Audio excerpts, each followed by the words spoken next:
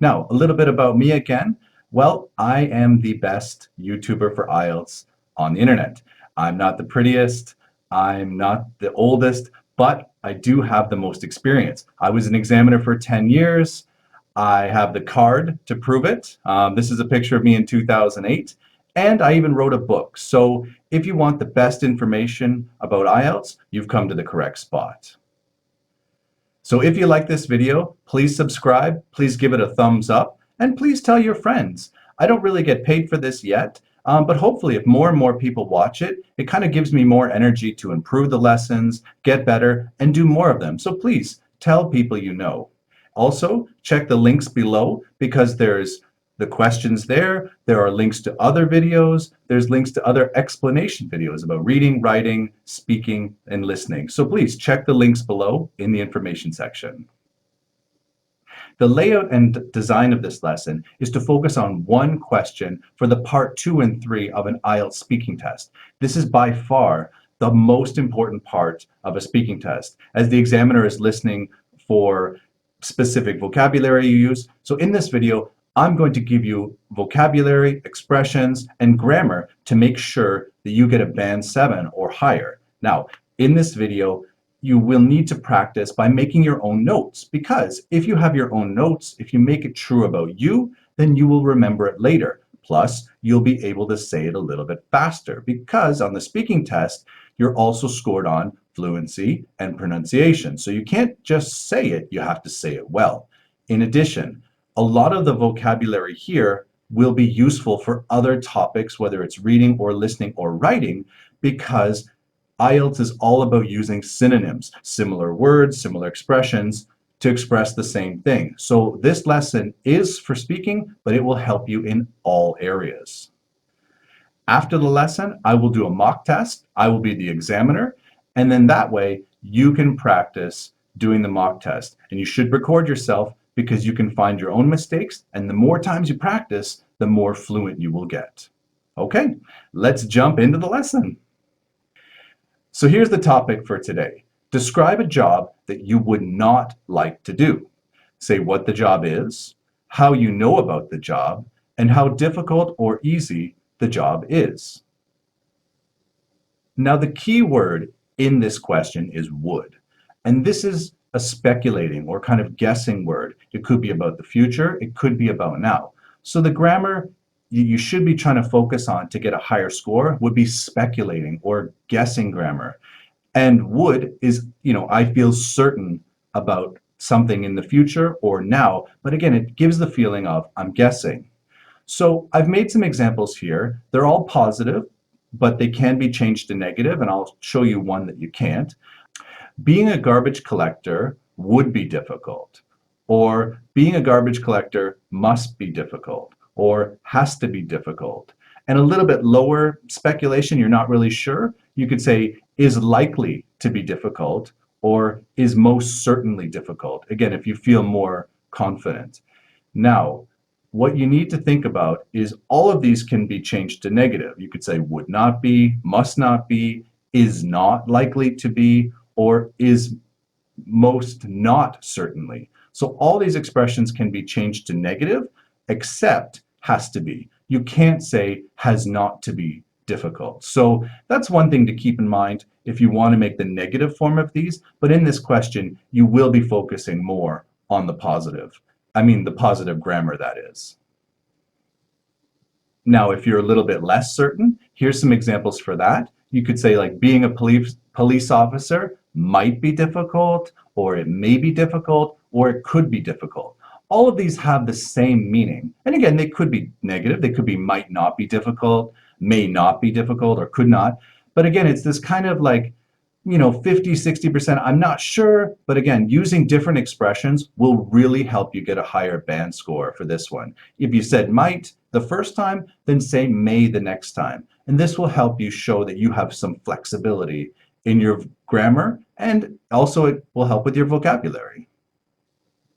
A little bit more grammar I want to look at is the second conditional. Now, here's the definition of when you should use the second conditional. It's situations or actions in the present or future which are not likely to happen or imaginary. hypothetical, or impossible. Now, it's the imaginary part that we should be focusing on here because it's a job you would not like to do. You don't have experience with it. So again, you're imagining, you're guessing. So that's why the second conditional is perfect for this type of question. And the grammar form is if plus subject, simple past plus complement. Complement is just the words that accompany the verb phrase. And then plus comma, subject, and then would, again, would is flexible, plus infinitive, and then plus complement again. Here's my example. If someone were a garbage collector, okay, so there we are, we're in the past, they would, could, or must, or have back problems. So you can see I've shown you different ways you could use would, could, or must, but that is the second conditional. Again, you're guessing about something in the future or now, and that would be the best form of conditional for this type of question. Now, if you use first conditional, it's still okay. It's not technically wrong, it's just not the best. It uses would for the hypothetical. It's still okay. You could also use this like you know somebody who is a garbage collector, or you know somebody who has a difficult job. So this is where you could use if or when. Both are fine because, when is a little bit more certain, if is a little bit more guessing, but both would be okay for a first conditional. Plus subject plus present simple plus complement, and again, subject plus will, might, or could, no would here, plus infinitive, plus complement. Again, the complement is the extra words that you add on. So here's my example. When, or if it rains a lot, so there we go, present, if it rains a lot, garbage collectors, subject again, will be even more tired. And again, you could change will to might or could to show some flexibility or to show some probability. This conditional is still okay, right? Because it's very true. You don't have to guess. They must be tired. But again, for this type of question, because it has would in it, it's more hypothetical. It's more showing that you're guessing. And that's why I said earlier, the second conditional is better and more appropriate for this type of question. But the first conditional is still good and will get you that band 7 grammar if you say it well. Okay, now let's look at some synonyms for difficult. Again, these synonyms will help you in every area of IELTS because there's many times that you use topics where they're talking about something difficult or challenging. So let's jump into that. The first one is tough, okay, and feel free to say it. Working night shifts would be tough. And for this one and other, vocabulary, try to make a sentence that, is true for you or something easy for you to remember. I won't remind you every time, but it's a great idea to be making notes as we're doing this. The next word is harsh. Working in harsh conditions where it's extremely cold or hot would be terrible. After that, we have tricky. Being nice to rude customer would be tricky. Confusing is also a word we could use. Memorizing so many new words must be confusing. This could be maybe for like a doctor. Similar to confusing would be puzzling. Remembering the geography for a whole city seems puzzling. And this could be for like a taxi driver. And the next one is onerous. Sam had the onerous task of being on call 7 days a week. Now, onerous often goes together with a noun, so onerous job or onerous task. It could be an adjective at the end, like this job is onerous, but it is more common to have onerous plus noun. Now, don't forget your adverbs to go together with your adjectives. So it could be, if we're just going to use difficult, it could be very difficult, really difficult, quite difficult, extremely difficult, or unbelievably difficult. Again, if you can't think of other words for difficult, using different adverbs to collocate with difficult will help you a lot to raise your speaking score, especially when it comes to vocabulary, or as they say in IELTS, the lexical resource.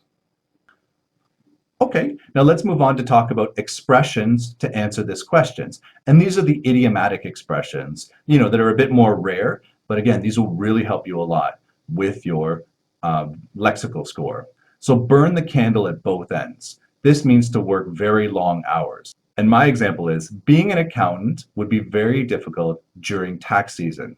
They must have to burn the candles at both ends for a few months, because accountants are usually quite busy at one point of the year. You could also use the expression to work your fingers to the bone. This just means to work really hard. Many farmers have to work their fingers to the bone. They work really hard. It's a lot of physical labor. So that's a perfect example with farmers or maybe construction workers.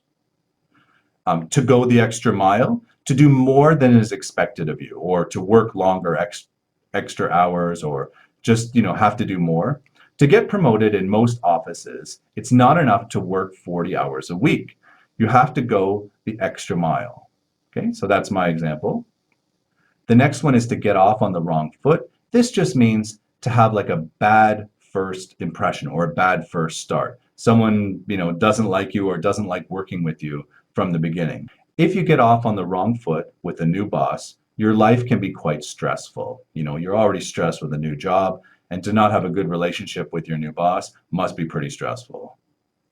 Okay, let's move on now to part 3. Remember, part 3 questions are always quite similar to what you just talked about in part 2, but they are talking about society. So don't just talk about yourself, try to talk about society as a whole. And that's where my examples come in, okay? So let's get started. The first one that'll follow up from this part 2 question is jobs for young people.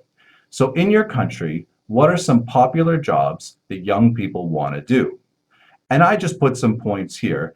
Singer is quite popular. Many young people want to be famous and they love singing, and they think that singers make a lot of money. So that's a job that young people want to do. Sports star is also very popular, especially for young boys. They see their favorite sports stars on TV, and of course, it looks awesome, and they want to be a sports star. So, sports star is a good answer, or athlete.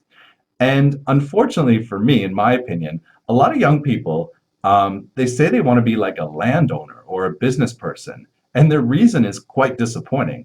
They want to be a landowner because they want to just collect money and not have to do anything, so that they have more time to play, and have fun with their friends. So quite a disappointing answer. When I was younger, the popular answer was like astronaut or firefighter, even police officer. But it's rare to hear young people talk about that nowadays.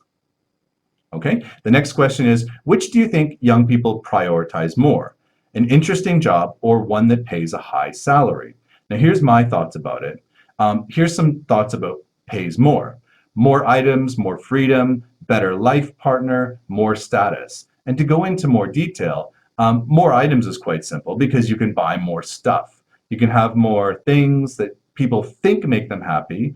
More freedom. If you have money and a good job, maybe you can have more time off. Maybe. Usually you have to work more, but the idea of like going on vacation, having more time off, that is quite possible. Now, better life partner, this is controversial for some people, but the research does show that men often want to make more money because they can get a prettier or better wife. And people don't like to admit this, but it seems to be a reality, and studies show that this is a reality. So yeah, for a lot of men, they want to have a good job so that they can start a family and, have kids. It's quite important for them. And I think a lot of women look for that in a man. So again, that's just what research seems to show, but that's a bit of a controversial thing to say nowadays. More interesting, well, you'd have better coworkers, because if you have a job that you like to do, then obviously your coworkers would be better, right? Because hopefully they're doing the job that they enjoy as well. You'd be happy to go to work, right? That Monday morning blues feeling that we often get when we go to work. Well, if you have a job you like, you're not sad to go to work. So that's a really important thing. And you're less worried about status. You take more pride in what you do rather than what you have. A lot of people nowadays, I say that they're pleasure seekers. They're not really happy. It's like this pleasure, this new phone, this new clothes, and then I'll be happy. But then they have it, and then quite soon after, they're not happy. So this kind of feeling of like, are you looking for pleasure or are you looking for happiness? Well, a high-paying job will give you more pleasures, but maybe a job that you find interesting and rewarding will actually bring you more real happiness and inner peace. The next question is, how common is it for young people to move to a new city to find a job? Now, I made my notes that it's very common if in the countryside. Now, a lot of times, young people these days, they don't want to do farming, or they at least want to try their chances in the city. So they'll go to the city, look for a job, and maybe, that's also because they went to university. So I think it's more common if you grow up in the countryside. Work is often more important than being near family. Okay. Now, that seems to be true. Like, we need to make money. Society pushes us. We have to be independent. We have to make money. So the idea of sticking around your parents and, working with them or taking care of them, it's much less common nowadays in most countries than it was, in the past where, families were much closer together. Now, moving on to the next group of questions, the theme is how jobs are changing. And here's the question. Do you think that jobs in the past were more physically demanding than most jobs today?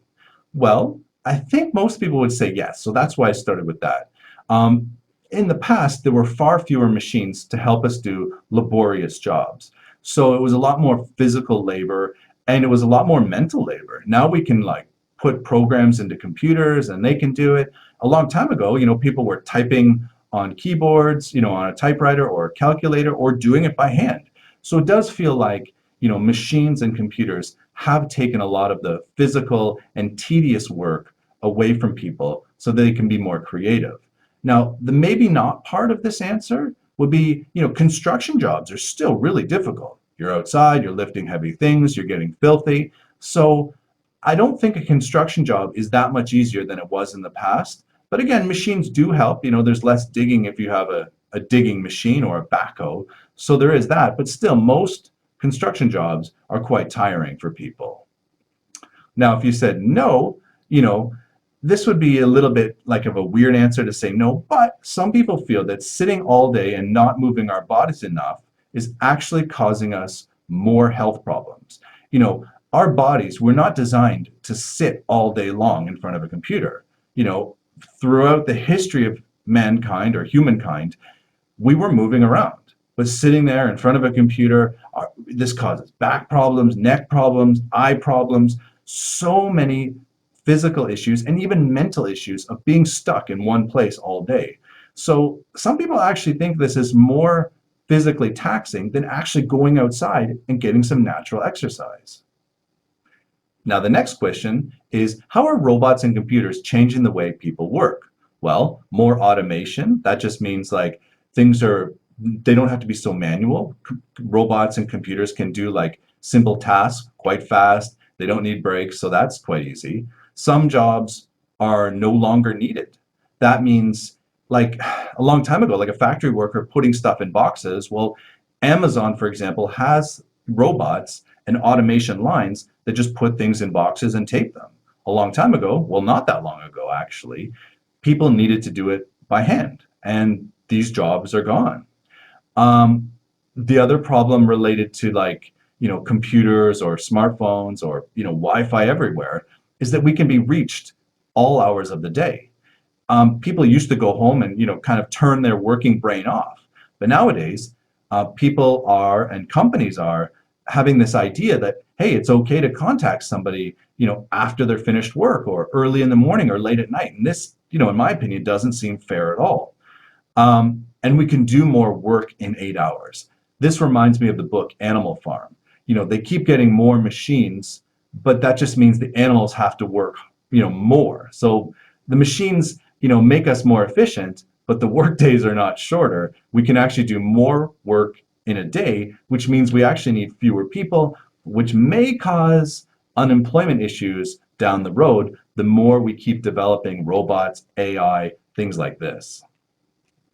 The last question is, in the future, do you think people will work more or less? Now, I kind of talked about this in my previous question, but likely less, right? Because of automation and computers. We have robots, we have machines, they can do a lot of work for us. Even computers could do accounting. They have algorithms that are doing kind of stock trading. So computers really are doing a lot of mental and physical work for us. The idea of likely more. So companies can make people do more work because people will be more easily replaced. So this is kind of thinking one step ahead. Because there will be likely fewer jobs in the future, the companies can be more demanding and ask their workers to do more because the company can have the feeling of, okay, there's lots of educated people. We don't need you as much as we need the computer or robot, so you could be easily replaced. And this is kind of a bad feeling for job security down the road. This also kind of ties into universal basic income. And with the unemployment, it might be a good idea down the road to have everyone at least have enough money to get educated and to eat and to have like at least some form of housing to live in. Okay. And then that way, you don't have to just, work your fingers to the bone just to like have a house to live in. But if you want a good life, you would need a job and you would need to be educated and work hard. So I don't know, universal basic income for me kind of ties into the idea of automation because there might be far fewer jobs. One thing to think about is imagine like, you know, all driving was automated. There are so many jobs, especially for men around the world, taxi driver, truck driver, that rely on driving. What happens if suddenly these vehicles are all driven by robots? Well, that's a lot of people, especially men, who don't have work. And that can make a lot of social problems. So, I don't know, the topic of universal basic income is starting to come up because of automation and robots. Okay, now it's time for the mock test. So I'll try to be a little bit more serious, just like a real examiner. Okay, so let's start now. Okay, now I'm going to give you a topic and I'd like you to talk about it for 1 to 2 minutes. Before you talk, you'll have 1 minute to think about what you're going to say and you can make some notes if you wish. Do you understand? Okay, well, here's some paper and a pencil for making notes. And here's your topic. I'd like you to describe a job that you would not like to do.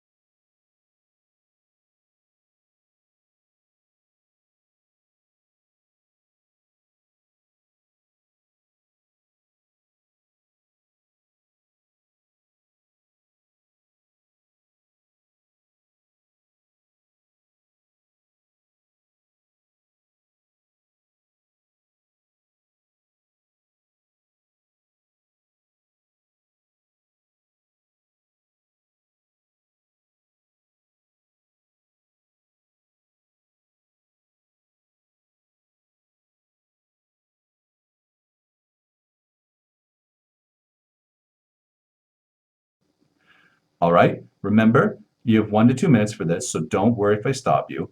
I will tell you when the time is up. Can you start speaking now, please?